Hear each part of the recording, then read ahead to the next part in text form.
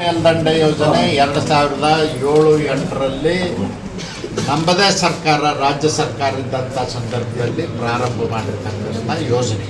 ಯಡಿಯೂರಪ್ಪನವರು ಮುಖ್ಯಮಂತ್ರಿ ಇದ್ದಾಗ ಅವತ್ತು ಸಾಂಕೇತಿಕವಾಗಿ ಬಜೆಟ್ನಲ್ಲಿ ಟೋಕನ್ ಗ್ರಾಂಟ್ 50 ಕೋಟಿ ರೂಪಾಯಿ ಇಟ್ಟು ಬಜೆಟ್ನಲ್ಲಿ ಇಟ್ಕೊಂಡು ಆ ಕಾಮಗಾರಿಗೆ ಚಾಲನೆಯನ್ನು ಕೊಡ್ತಕ್ಕಂಥ ಪ್ರಯತ್ನವನ್ನು ಮಾಡಿದ್ದೀವಿ.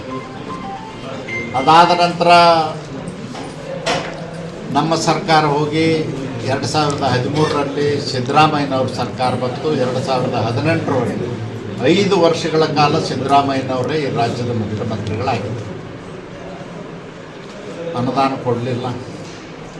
ಅದಾದ ನಂತರ ಸಮ್ಮಿಶ್ರ ಸರ್ಕಾರ ಬಂತು. ಒಂದು 700 ಕೋಟಿಯಷ್ಟು ಕುಮಾರಸ್ವಾಮಿಯವರು ಗೌರ್ಮೆಂಟ್ ಇದ್ದಾಗ ಕೊಟ್ಟರು.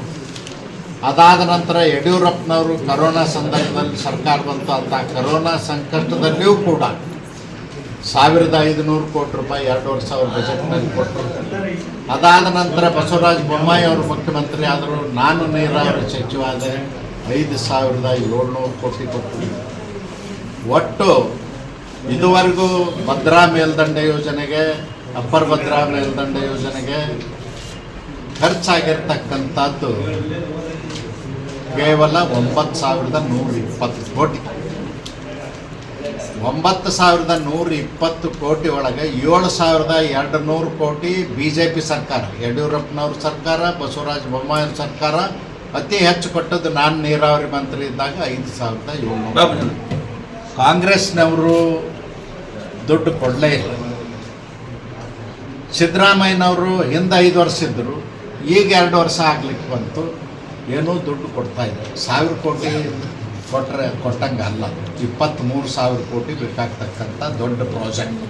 2,25,000 ಹೆಕ್ಟರ್ ನೀರಾವರಿ ಆಗ್ತಕ್ಕಂಥ ಯೋಜನೆ. ಕಳೆದ ಈಗ 1.5 ವರ್ಷದಿಂದ ಕಾಮಗಾರಿ ಬಂದಾಗ್ಬಿಟ್ಟಿದೆ. ಸಿದ್ದರಾಮಯ್ಯನವ್ರ ಸರ್ಕಾರ ಬಂದ ಮೇಲೆ ಅಪ್ಪರ್ ಭದ್ರಾ ಪ್ರಾಜೆಕ್ಟಿನ ಗುತ್ತಿಗೆದಾರರಿಗೆ 2,000 ಕೋಟಿ ಕೊಡಬೇಕಾದದ್ದು ಬಾಕಿ ಇದೆ. ಲ್ಯಾಂಡ್ ಎಕ್ವಿಷನ್ಗೆ 400 ಕೋಟಿ ಕೊಡಬೇಕಾದ ಬಾಕಿ ಇದೆ. 2,400 ಕೋಟಿ ಇವತ್ತು ಅದಕ್ಕೆ ದುಡ್ಡು ಬಂದಿಲ್ಲ. ಇದರ ಮಧ್ಯದಲ್ಲಿ ನಾನು ನೀರಾವರಿ ಮಂತ್ರಿ ಇದ್ದಾಗ ಅಪ್ಪರ್ ಭದ್ರಾ ಪ್ರಾಜೆಕ್ಟು ಭಾಳ ದೊಡ್ಡ ಖರ್ಚಿಂದ ಪ್ರಾಜೆಕ್ಟ್ ಇದೆ. ಯೋಜನಾ ವೆಚ್ಚ ಜಾಸ್ತಿ ಆಗಿದೆ. ಸುಮಾರು ಅವತ್ತಿನ ಕಾಲದಲ್ಲಿ 21,000 ಚಿಲ್ಲರೆ ಕೋಟಿ ಆಗಿತ್ತು.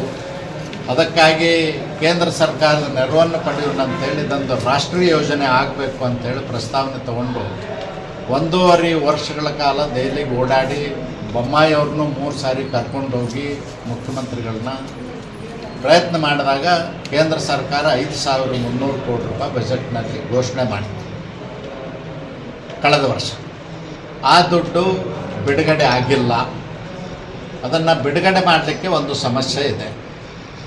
ಕೇಂದ್ರ ಸರ್ಕಾರ ಏನು ಹೇಳ್ತಾರಂದ್ರೆ, ನಾವು ದುಡ್ಡು ಬಿಡುಗಡೆ ಮಾಡೋದಕ್ಕಿಂತಲೂ ಮುಂಚೆ ನೀವು ಇದುವರೆಗೂ ಖರ್ಚು ವೆಚ್ಚ ಮಾಡಿದ್ದನ್ನು ಸಂಪೂರ್ಣ ಮಾಹಿತಿಯನ್ನು ಕೊಡಿ, ಯಾವ್ಯಾವ ಬಾಬ್ತಿಗೆ ಎಷ್ಟೆಷ್ಟು ಖರ್ಚು ಮಾಡಿದ್ರಿ ಅಂಥೇಳಿ. ನಂಬರ್ 2, ನಾವು ಬಿಡುಗಡೆ ಮಾಡೋದಕ್ಕಿಂತಲೂ ಮುಂಚೆ ಪ್ರತ್ಯೇಕ ಅಕೌಂಟ್ ಓಪನ್ ಮಾಡಿ, ಸಪ್ರೇಟ್ ಅಕೌಂಟ್ ಓಪನ್ ಮಾಡಬೇಕು ನಮ್ಮ ದುಡ್ಡಿಗೆ. ಅದನ್ನು ಅದಕ್ಕೆ ಯೂಸ್ ಮಾಡಬೇಕು, 1 ರೂಪಾಯಿನೂ ಬೇರೆ ಕಡೆ ಉಪಯೋಗ ಮಾಡಬಾರ್ದು ಅನ್ನೋದು ಕೇಂದ್ರ ಸರ್ಕಾರದ ಉದ್ದೇಶದ. ಇವತ್ತು ರಾಜ್ಯ ಸರ್ಕಾರ ಅವ್ರು ಕೇಳಿದಂಥ ಮಾಹಿತಿ ಕೊಡಬೇಕು ಮತ್ತು ಸಪ್ರೇಟ್ ಅಕೌಂಟ್ ಓಪನ್ ಮಾಡಬೇಕು. ಈಗಾಗಲೇ ದೆಹಲಿಯಲ್ಲಿ ನಾವು ಸಂಸದನಾದ ಮೇಲೆ ಎಲ್ಲ ಸಂಸತ್ ಸದಸ್ಯರು ಸೇರಿ ಒಂದು ಸಭೆ ಮಾಡಿದಾಗ ಮುಖ್ಯಮಂತ್ರಿಗಳು, ಉಪಮುಖ್ಯಮಂತ್ರಿಗಳಾದ ಶಿವಕುಮಾರ್ ಅವರು ಮತ್ತು ಕೇಂದ್ರದ ಫೈನಾನ್ಸ್ ಮಿನಿಸ್ಟರ್ ಶ್ರೀಮತಿ ನಿರ್ಮಲಾ ಸೀತಾರಾಮನ್ ಅವರು ಅಧಿಕಾರಿಗಳ ಜೊತೆ ಒಂದು ಮೀಟಿಂಗ್ ಮಾಡಿದ್ವಿ. ಅವತ್ತೇ ಅವರು ಹೇಳಿದರು, ನಾವು ದುಡ್ಡು ಕೊಡಲಿಕ್ಕೆ ಬದ್ಧರಾಗಿದ್ದೇವೆ, ಅದರಿಂದ ಹಿಂದೆ ಹೋಗೋ ಪ್ರಶ್ನೆ ಇಲ್ಲ. 5,300 ಕೋಟಿ ಕೊಡ್ತೇವೆ. ನಾವೇನು ಮಾಹಿತಿ ಕೇಳಿದ್ದೀವಿ, ಟೆಕ್ನಿಕಲ್ ಇನ್ಫಾರ್ಮೇಷನ್ ಅದೆಲ್ಲ ಕೊಡಬೇಕು ಅಂಥೇಳಿ ನಮ್ಮ ರಾಜ್ಯದ ಎಲ್ಲ ಸಂಸತ್ ಸದಸ್ಯರ ಮುಂದೆ 28 ಸದಸ್ಯರಲ್ಲಿ ಅವತ್ತು 23 ಜನ ಸದಸ್ಯರು, ಸಂಸತ್ ಸದಸ್ಯರಿದ್ದರು. ಎಲ್ಲರ ಸಮ್ಮುಖದಲ್ಲೇ ನಿರ್ಮಲಾ ಸೀತಾರಾಮನ್ ಅವರು ಕೇಂದ್ರ ಮಂತ್ರಿಗಳು ಹೇಳಿದ್ದಾರೆ, ಇದುವರೆಗೂ ರಾಜ್ಯ ಸರ್ಕಾರ ಅವ್ರು ಕೇಳಿದಂಥ ಮಾಹಿತಿ ಕೊಟ್ಟಿಲ್ಲ ಮತ್ತು ಪ್ರತ್ಯೇಕ ಅಕೌಂಟ್ ಓಪನ್ ಮಾಡಿಲ್ಲ. ಪ್ರತ್ಯೇಕ ಅಕೌಂಟ್ ಓಪನ್ ಮಾಡೋ ಉದ್ದೇಶ ಅವ್ರದ್ದೇನೆಂದ್ರೆ, ಈ ದುಡ್ಡನ್ನು ಬೇರೆ ಉದ್ದೇಶಕ್ಕೆ ಬಳಕೆ ಮಾಡಬಾರ್ದು ಅನ್ನೋದಿದೆ.